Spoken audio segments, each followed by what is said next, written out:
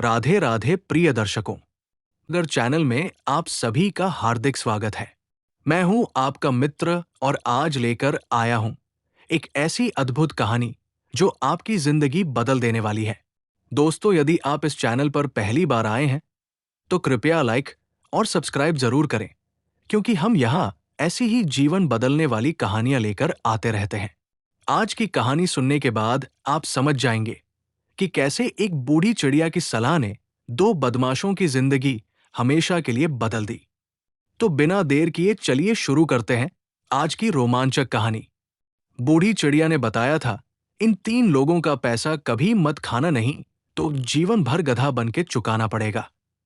दर्शक बंधुओं, प्राचीन समय की बात है। राजस्थान के एक छोटे से कस्बे सिंहपुर में एक दानवीर सेठ माधोदास रहा करता था। सेठ माधोदास का नाम दूर दूर तक प्रसिद्ध था, क्योंकि वो न केवल धनवान था बल्कि अपनी अनोखी दानवीरता के लिए भी जाना जाता था। उसके पास इतना धन था कि वो लोगों को एक विशेष प्रकार से कर्ज देता था। सेठ जी का नियम था कि कोई भी व्यक्ति उनसे दो तरह का कर्ज ले सकता था। पहला इसी जन्म में चुकाने के लिए और दूसरा अगले जन्म में चुकाने के लिए। ये सुनकर आप सोच रहे होंगे कि कोई कैसे अगले जन्म का कर्ज दे सकता है, पर सेठ माधोदास का मानना था कि जो व्यक्ति वास्तव में ईमानदार है वो अगले जन्म में भी अपना कर्ज चुकाने आएगा। सेठ के इस अनोखे नियम की खबर जब आसपास के गांवों में फैली तो लोगों की भीड़ लगने लगी। ईमानदार लोग तो इसी जन्म में चुकाने की बात कहकर कर्ज लेते थे, लेकिन बेईमान और चालाक लोग अगले जन्म की कहकर मनमाना पैसा ले जाते थे। वे सोचते थे कि ये सेठ तो बड़ा मूर्ख है, अगले जन्म में कौन इसे पैसे देने आएगा। सेठ माधोदास के पास कई मुनीम थे जो आने वाले हर व्यक्ति का नाम, पता और कर्ज की रकम अपने रजिस्टर में दर्ज करते थे। दिन रात लोगों का तांता लगा रहता था और सेठ किसी को भी निराश नहीं लौटाता था। इसी दौरान उत्तर प्रदेश के एक छोटे से गांव कनकपुर में दो बदमाश रहते थे, रामू और श्यामू। ये दोनों कोई काम धंधा नहीं करते थे, बस जुआ, चोरी और बेईमानी में अपना समय बिताते थे। दोनों इतने आलसी और हरामखोर थे कि कभी मेहनत करने का नाम नहीं लेते थे। एक दिन गांव के कुछ लोगों की बातचीत सुनकर उन्हें सेठ माधोदास के बारे में पता चला। लोग कह रहे थे कि सिंहपुर में एक सेठ है जो अगले जन्म के लिए भी कर्ज देता है और कभी वापसी की मांग नहीं करता। ये सुनकर रामू और श्यामू की बांछें खिल गई। रामू ने कहा, अरे यार श्यामू, इससे बेहतर मौका और क्या होगा। चल उस सेठ के पास चलते हैं और खूब सारे पैसे लेकर आते हैं। श्यामू भी उत्साहित होकर बोला, हाँ भाई, कम से कम 2-2 लाख रुपए तो लेकर आएंगे, फिर जिंदगी भर मौज करेंगे। दोनों ने तय किया कि वे सिंहपुर जाकर सेठ माधोदास से अगले जन्म के नाम पर खूब सारे पैसे लेकर आएंगे। अगले दिन सुबह दोनों अपने गांव से सिंहपुर के लिए निकल पड़े। उस जमाने में पैदल या बैलगाड़ी से सफर करना पड़ता था।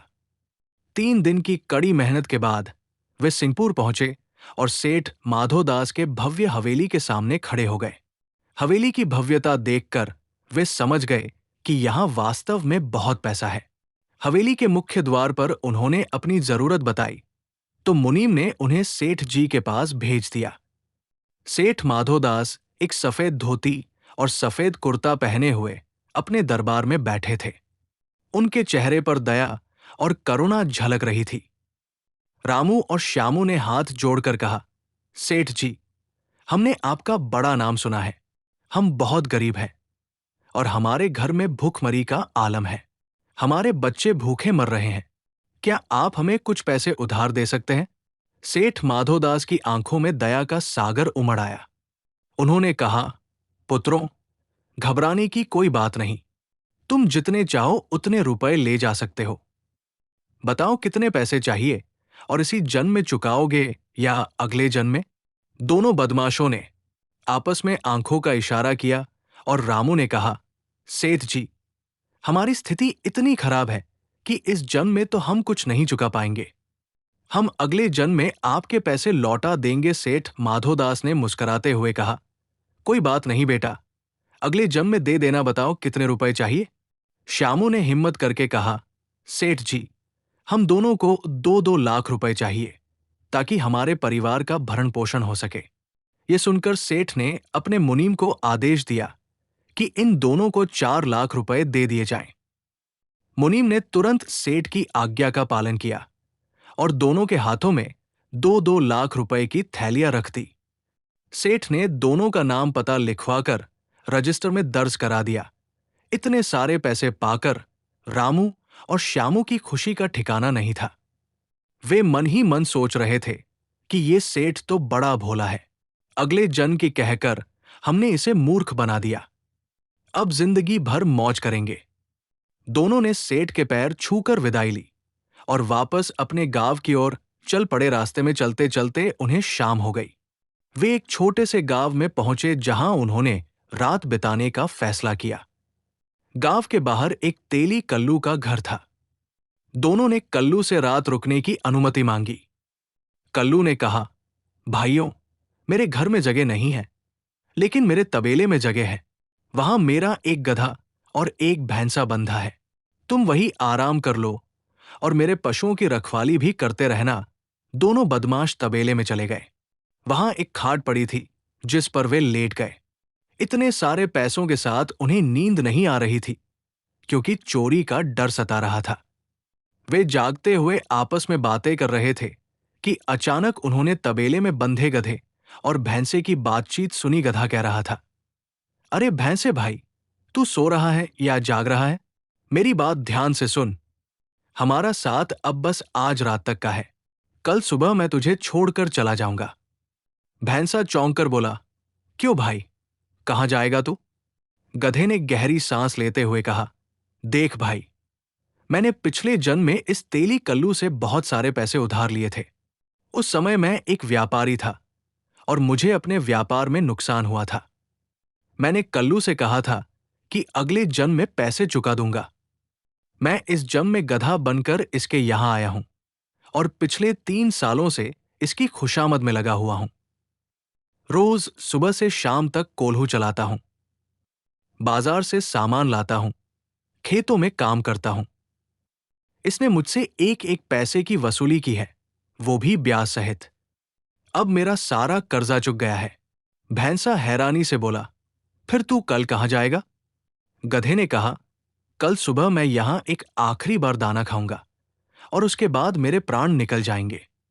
मैं अपने पुराने कर्म से मुक्त हो जाऊंगा, लेकिन तू भी कुछ दिनों में मुक्त हो जाएगा। भैंसे ने पूछा, मेरा क्या होगा? गधे ने जवाब दिया, तूने भी पिछले जन्म में इस तेली से पैसे उधार लिए थे।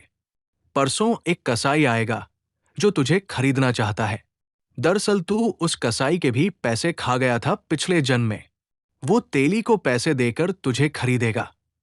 जैसे ही तेली को पैसे मिलेंगे, तेरा कर्जा चुक जाएगा। फिर तू कसाई के साथ थोड़ी दूर चलकर मर जाएगा और अपने कर्म से मुक्त हो जाएगा। ये बातचीत सुनकर रामू और श्यामू के होश उड़ गए। वे आपस में फुसफुसाकर बात करने लगे कि ये क्या हो रहा है। क्या वास्तव में ये जानवर इंसानों की तरह बात कर रहे हैं? वे पूरी रात जागकर इस घटना पर सोचते रहे। सुबह होते ही तेली कल्लू आया और अपने पशुओं को दाना डाला। गधे ने दाना खाया और खाने के तुरंत बाद वही गिरकर दम तोड़ दिया। कल्लू रोने लगा कि उसका गधा मर गया। रामू और श्यामू ये देखकर सन्न रह गए कि रात में जो कुछ गधे ने कहा था वो बिल्कुल सच हो गया। 2 दिन बाद वास्तव में एक कसाई आया और तेली से पूछा कि क्या वह अपना भैंसा बेचना चाहता है। तेली ने हाँ कह दी और दोनों के बीच सौदा हो गया। कसाई ने पैसे देकर भैंसे को खरीद लिया और उसे लेकर चलने लगा। रामू और श्यामू चुपचाप कसाई के पीछे पीछे चले। गांव की सीमा पार करते ही भैंसा अचानक गिर गया और उसके भी प्राण निकल गए। ये देखकर दोनों बदमाशों की सांसें फूलने लगी। उनके हाथ पांव कांपने लगे। रामू ने कहा, यार श्यामू, ये सब क्या हो रहा है? रात में जो कुछ हमने सुना था वो सब सच हो गया। श्यामू भी डरते हुए बोला, भाई, लगता है कि जो लोग किसी का पैसा खाते हैं उन्हें वास्तव में जानवर बनकर चुकाना पड़ता है। हमने भी सेठ माधोदास से 4 लाख रुपए लिए हैं। कहीं हमें भी अगले जन्म में उसके यहां गधा या भैंसा तो नहीं बनना पड़ेगा। दोनों इस सोच में डूब गए कि अगर वे अगले जन्म में सेठ के यहां गधे बने तो सेठ उनसे कितनी मेहनत कराएगा और एक एक पैसे की वसूली करेगा। वे तुरंत वापस सिंहपुर जाने का फैसला किया और सेठ माधोदास के पैसे लौटाने की सोची। रास्ते में चलते चलते वे एक घने जंगल में पहुंचे। वहां एक पुराने पीपल के पेड़ पर एक बूढ़ी चिड़िया बैठी थी। चिड़िया ने उन्हें देखकर कहा, अरे इंसानों, तुम बड़े परेशान लग रहे हो। क्या बात है? रामू ने डरते डरते पूछा। माता जी, आप कौन हैं? चिड़िया ने कहा, मैं एक तपस्विनी हूं जो इस पेड़ पर सैकड़ों सालों से तपस्या कर रही हूं। मैंने कई जन्मों के रहस्य देखे हैं। तुम्हारी परेशानी क्या है? श्यामू ने पूरी कहानी सुनाई कि कैसे उन्होंने सेठ से पैसे लिए हैं और कैसे उन्होंने गधे और भैंसे की बातचीत सुनी है। बूढ़ी चिड़िया ने गंभीरता से कहा, हाँ बेटा, ये बिल्कुल सच है। जो कोई भी किसी का पैसा बेईमानी से खाता है, उसे अगले जन्म में उसी के यहां जानवर बनकर चुकाना पड़ता है।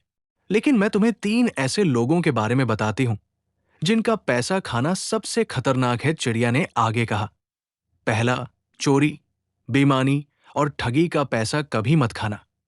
दूसरा, किसी मंदिर या देवस्थान पर चढ़ा हुआ पैसा कभी मत खाना।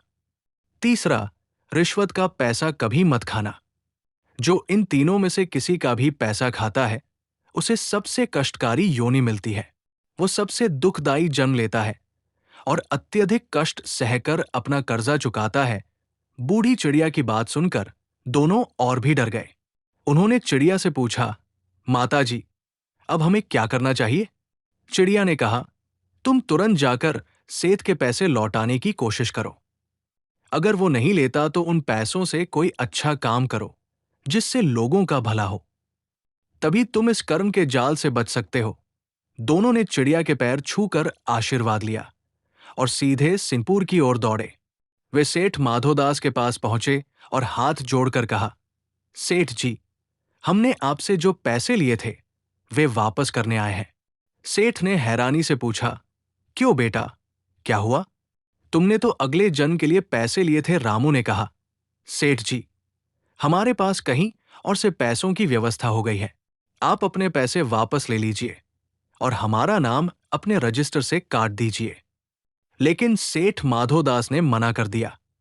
उन्होंने कहा, देखो बेटा, यदि तुमने इसी जन्म के लिए पैसे लिए होते तो मैं वापस ले लेता, लेकिन तुमने अगले जन्म के लिए लिए हैं, इसलिए अब ये पैसे अगले जन्म में ही चुकाने पड़ेंगे। दोनों ने बहुत मिन्नत की लेकिन सेठ नहीं माना। निराश होकर वे वापस जाने लगे। रास्ते में उन्होंने सोचा कि बूढ़ी चिड़िया ने कहा था कि इन पैसों से कोई अच्छा काम करो। वे उसी जंगल में वापस गए जहां उन्होंने चिड़िया से मुलाकात की थी। वहां पहुंचकर उन्होंने देखा कि ये एक चौराहा है और यहां पानी की बहुत कमी है। आसपास कोई तालाब या कुआं नहीं था। रामू ने कहा, यार श्यामू, क्यों ना हम यहां एक बड़ा तालाब बनवा दें? इससे लोगों और जानवरों को पानी मिलेगा। श्यामू ने हामी भरी और दोनों ने तुरंत काम शुरू करवा दिया। उन्होंने आसपास के गांवों से मजदूर बुलवाए और एक भव्य तालाब की खुदाई शुरू करवाई। कुछ महीनों की मेहनत के बाद एक सुंदर तालाब तैयार हो गया। तालाब के चारों ओर सुंदर घाट बने, सीढ़ियां बनी और चारों ओर पेड़ पौधे लगाए गए। तालाब के पास उन्होंने अपने रहने के लिए एक छोटा सा कमरा भी बनवाया। जब तालाब पूरा हो गया तो उन्होंने एक बड़ा सा बोर्ड लगवाया जिस पर लिखा था, इस तालाब के निर्माणकर्ता सिंहपुर के सेठ माधोदास जी हैं। उन्होंने ये इसलिए लिखवाया क्योंकि तालाब सेठ के ही पैसों से बना था। लेकिन फिर उन्होंने एक अजीब काम किया। वे तालाब के पास लाठी लेकर पहरा देने लगे और किसी को भी पानी नहीं पीने देते थे। जो भी कोई पानी पीने आता, वे उसे भगा देते थे। बरसात का मौसम आया और तालाब पानी से भर गया। आसपास के गांवों के लोगों को पता चला तो वे अपने पशुओं को पानी पिलाने आए, लेकिन रामू और श्यामू ने उन्हें पानी नहीं पीने दिया। लोग परेशान हो गए और सेठ माधोदास से शिकायत करने पहुंचे। जब 20 से 25 लोग सेठ के पास पहुंचे तो सेठ हैरान हो गया। लोगों ने कहा, सेठ जी, आपने इतना सुंदर तालाब बनवाया है, लेकिन आपके नौकर किसी को पानी नहीं पीने देते। ये गलत बात है। सेठ ने कहा, मैंने कोई तालाब नहीं बनवाया, आप गलत कह रहे हैं। लोगों ने जिद की तो सेठ उनके साथ तालाब देखने गया। वहां जाकर उसने देखा कि वास्तव में एक सुंदर तालाब है और उस पर उसका नाम लिखा है।